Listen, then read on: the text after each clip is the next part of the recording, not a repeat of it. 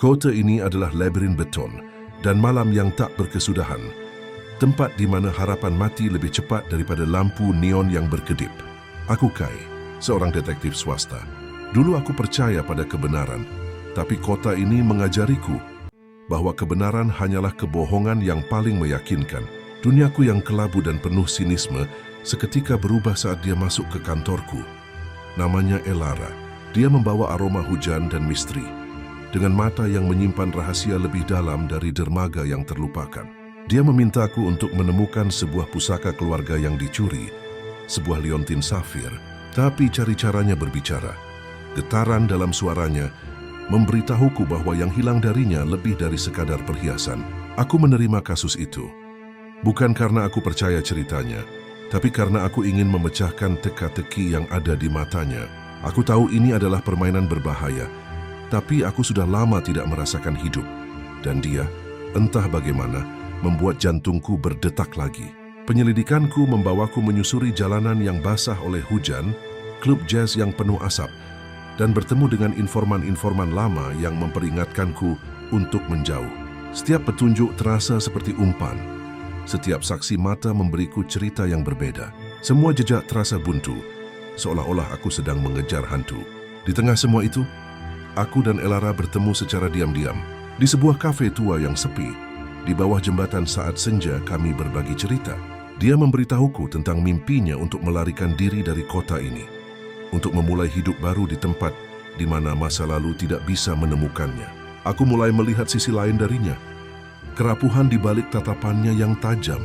Aku mulai jatuh cinta, mengabaikan naluri detektifku yang berteriak bahwa ada sesuatu yang tidak beres.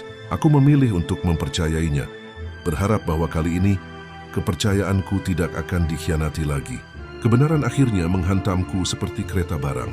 Saat menyusup ke sebuah gudang tua di pelabuhan, aku tidak menemukan liontin itu. Sebaliknya, aku menemukan sebuah buku besar berisi catatan transaksi kriminal dari sindikat paling ditakuti di kota ini, dan nama Elara ada di dalamnya. Liontin itu tidak pernah ada. Itu hanyalah kedok baginya untuk memanfaatkanku, mendapatkan buku besar itu. Tiketnya untuk keluar dari cengkraman bos mafia yang telah mengendalikannya selama bertahun-tahun. Aku menemuinya, menunjukkan buku itu. Wajahnya pucat, dan air mata akhirnya mengalir membasuh semua kebohongan. Dia mengaku, menceritakan bagaimana dia dipaksa masuk ke dunia kejahatan. Tepat saat itu pintu didobrak. Para anak buah bos mafia telah menemukan kami. Mereka tidak datang untuk bernegosiasi. Di tengah kekacauan aku harus membuat pilihan, menyerahkan Elara dan buku itu kepada pihak berwenang, menegakkan hukum yang sudah lama tidak kupercayai, atau menyelamatkan wanita yang telah menipuku, namun juga telah mencuri hatiku. Aku melihat ketakutan dan penyesalan di matanya, dan aku tahu jawabanku. Aku bukan lagi seorang detektif. Aku hanyalah seorang pria yang sedang jatuh cinta. Aku melawan para preman itu, menciptakan pengalih perhatian yang cukup lama baginya untuk melarikan diri melalui jendela belakang. Pergi dari aku. Dia menatapku untuk terakhir kalinya, sebuah pandangan yang akan menghantuiku selamanya. Lalu dia menghilang ke dalam malam. Sekarang, aku kembali sendirian di kantorku. Buku besar itu telah kuserahkan secara anonim.